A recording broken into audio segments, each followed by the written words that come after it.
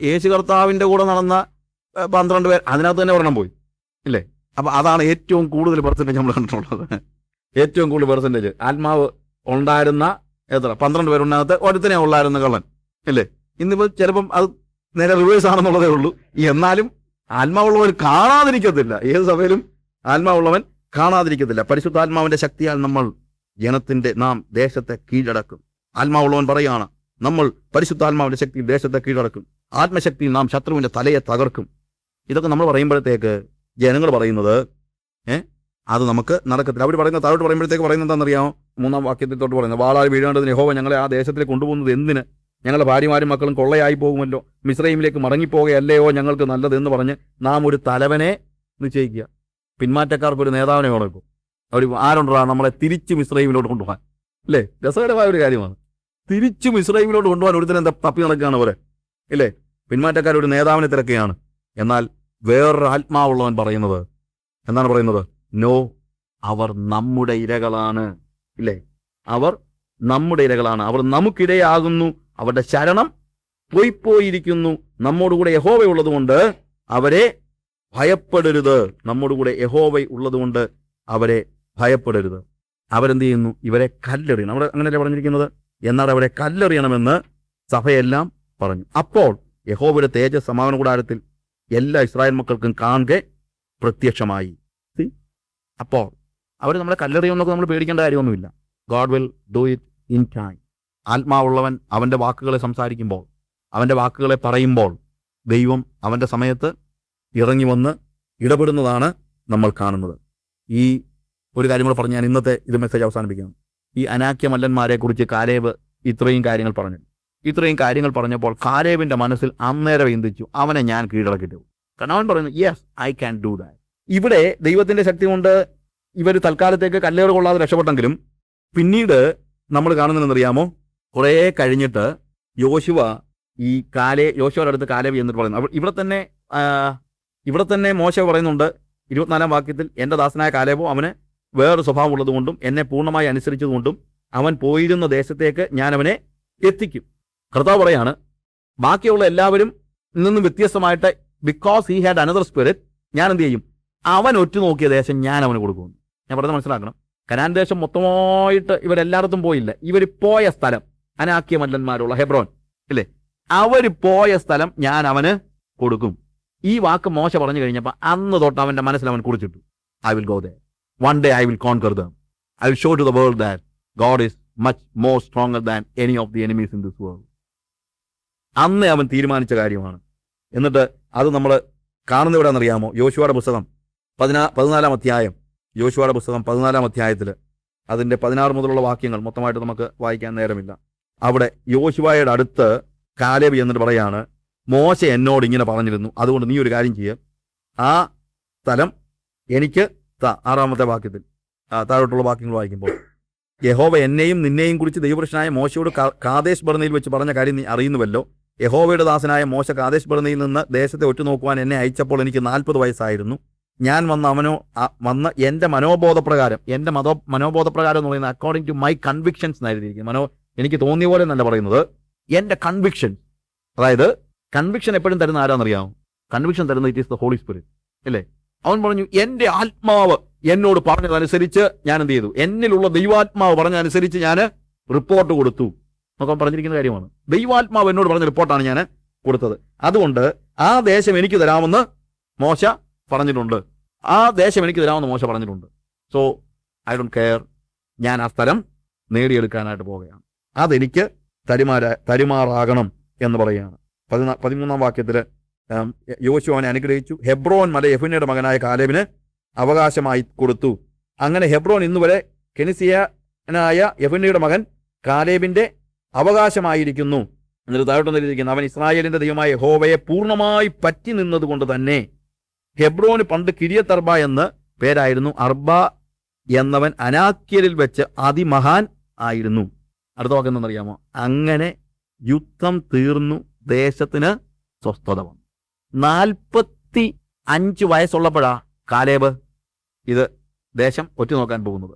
45 വയസ്സുള്ളപ്പോൾ 40 വർഷം അവർ മരുഭൂമിയിലായിരുന്നു. ഇപ്പോൾ അവൻ പറയുന്നത് എനിക്ക് എത്ര വയസ്സുണ്ടെന്നാ? എനിക്ക് 85 വയസ്സ് പ്രായമുണ്ട്. എനിക്ക് 85 വയസ്സ് പ്രായമുണ്ട്. ഈ 85ാമത്തെ വയസ്സിലും ശത്രുവിനെ കീഴടക്കാനുള്ള അവന്റെ ആവേശത്തിന് യാതൊരു കുറവും വന്നിട്ടില്ല. Even at the age of 85, only one thing in his mind. ആ അനാക്യനെ കണ്ടാൽ ഞാൻ ശരിയാണ്.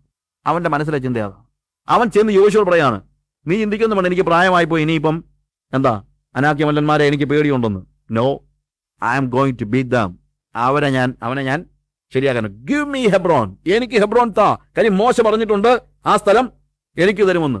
അവന്റെ ഹൃദയത്തിൽ ദൈവത്തിന് വേണ്ടി, ഒരുപക്ഷെ ഹെബ്രോനേക്കാളും നല്ല സ്ഥലങ്ങൾ വേറെ കാണുമായിരിക്കും, അറിയത്തില്ല. പക്ഷേ പ്രയാസം കുറഞ്ഞ സ്ഥലങ്ങൾ, അവൻ പറയുന്നത് പ്രയാസം കുറഞ്ഞ സ്ഥലം എനിക്കറിയാം, എനിക്ക് ഒത്തിരി പ്രായമായി, ഞാൻ അന്ന് തൊട്ടേ ഓടി അധ്വാനിച്ചതല്ലയോ ബ്രദറെ, അതുകൊണ്ട് ബ്രദർ ഒരു കാര്യം ചെയ്യും, എനിക്കൊരു നല്ല സഭ തരണം എന്നല്ല പറയുന്നത്. പറയുന്നതറിയാമോ? പറയുന്നത് എന്താ? എനിക്കിപ്പോൾ 85 വയസ്സുണ്ട്, പക്ഷെ ഇപ്പോഴും എൻ്റെ മനസ്സിൻ്റെ ഉള്ളിൽ നിന്ന് തിളപ്പ് മാറിയിട്ടില്ല. I will beat my enemy. Hallelujah. ആത്മാവുള്ളവന് പ്രായമൊന്നും ഒരു വിഷയമല്ല. ആത്മാവുള്ളവന് പ്രായം വിഷയമല്ല. അവൻ ശത്രുവിനെ തോൽപ്പിക്കുവാൻ ശക്തിയുള്ളവനായിരിക്കും. നമുക്ക് നമ്മുടെ കണ്ണുകളെ, പ്രിയമുള്ളവരെ, കർത്താവിനെ നമ്മൾ പൂർണ്ണ ഹൃദയത്തോടും പൂർണ്ണ മനസ്സോടും പൂർണ്ണ ആത്മാവോടും കൂടെ പൂർണ്ണ ശക്തിയോടെ നമുക്ക് വേണ്ടി ഒന്നും റിസർവ് ചെയ്യാം. പൂർണ്ണ മനസ്സോടെ, ചിന്തകളിൽ പോലും മറ്റൊരു ഓപ്ഷൻ ഇല്ലാത്ത നിലയിൽ അവനെ സേവിക്കുന്നത് വഴി മറ്റൊന്നുമില്ല. പൂർണ്ണ ആത്മാവോടെ നമ്മളുടെ ഏറ്റവും ഒരു ശ്വാസം പോലും അവന് വേണ്ടി ആയിരിക്കുന്നില്ല.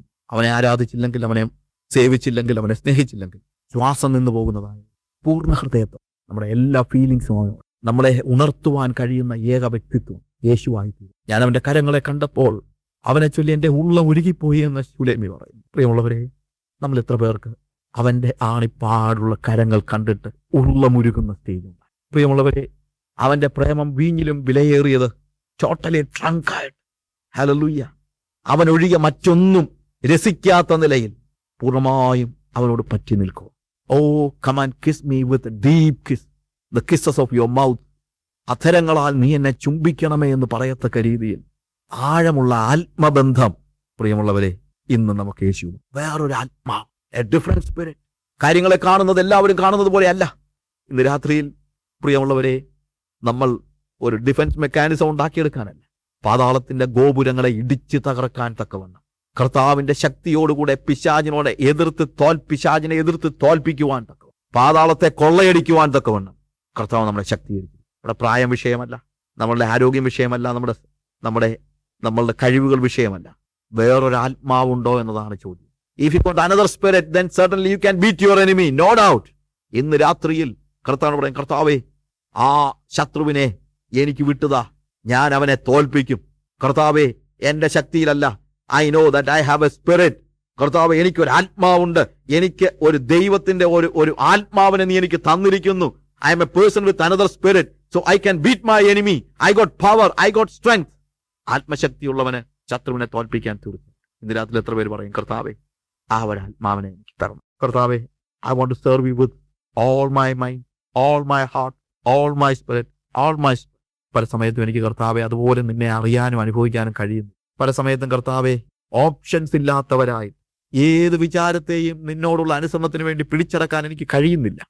പക്ഷെ കർത്താവെ, ഇന്ന് രാത്രിയിൽ എൻ്റെ ജീവിതത്തിൽ എൻ്റെ അനുസരണത്തെ നിനക്ക് വേണ്ടി അല്ലാതെ ലോകത്തിന് വേണ്ടി, എൻ്റെ സുഖങ്ങൾക്ക് വേണ്ടി, ഇഷ്ടങ്ങൾക്ക് വേണ്ടി എൻ്റെ അനുസരണത്തെ വിട്ടുകൊടുക്കാൻ കഴിയാത്ത നിലയിൽ, ഓപ്ഷൻസ് ഇല്ലാത്ത നിലയിൽ ഇന്ന് രാത്രി ഞാൻ എൻ്റെ പൂർണ്ണ മനസ്സോടുകൂടെ നിന്നെ സേവിക്കും. എനിക്ക് വേണ്ടി ഒന്നും റിസർവ് ചെയ്യാത്ത നിലയിൽ ഞാൻ എൻ്റെ പൂർണ്ണ ശക്തിയോടുകൂടെ നിന്നെ സേവിക്കും. കർത്താവെ, എൻ്റെ ഹൃദയത്തിൻ്റെ ഉള്ളിൽ നീ ഒഴികെ മറ്റൊന്നും രസം പകരാത്ത നിലയിൽ പൂർണ്ണ ഹൃദയത്തോടുകൂടെ ഞാൻ നിന്നെ സേവിക്കും.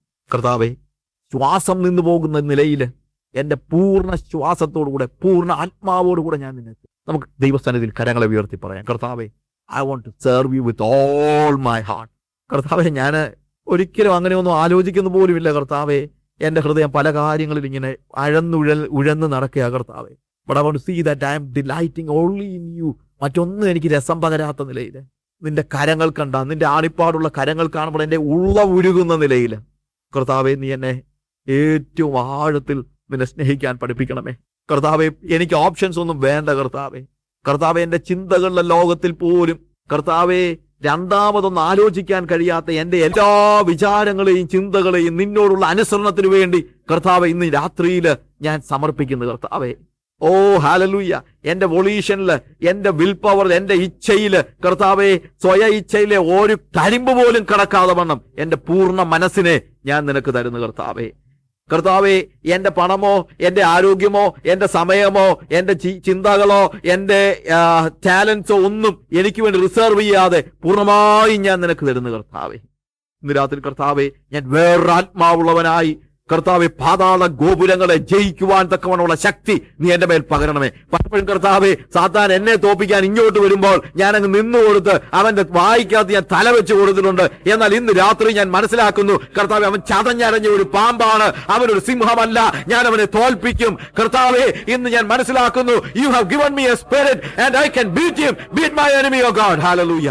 കർത്താവെ, അവൻ എന്റെ നേരെ വരികയല്ല, ഞാൻ അവന്റെ നേരെ ചെന്ന് അവനെ തകർത്ത് കളയും. അവൻ പിടിച്ചു വെച്ചിരിക്കുന്ന പാതാളത്തിന് അടിമകളായിരിക്കുന്നവരെ അവന്റെ കയ്യിൽ നിന്ന് വിടുവിച്ച് ഞാൻ കൊണ്ടുവന്ന് നിന്റെ രാജ്യത്തിലേക്ക് ആളുകളെയാക്കും. കർത്താവെ, അതിനുള്ള ശക്തിയെ എനിക്ക് നീ പകരണം കർത്താവെ. I know that I have that power. I know that you have filled me with that spirit of God. ഇന്ന് ഞാൻ ആ ആത്മാവിൽ ആശ്രയിക്കുന്നു കർത്താവെ. അവിടുത്തെ കൃപകൾക്കായി സ്തോത്രം യേശുവിൻ നാമത്തിൽ.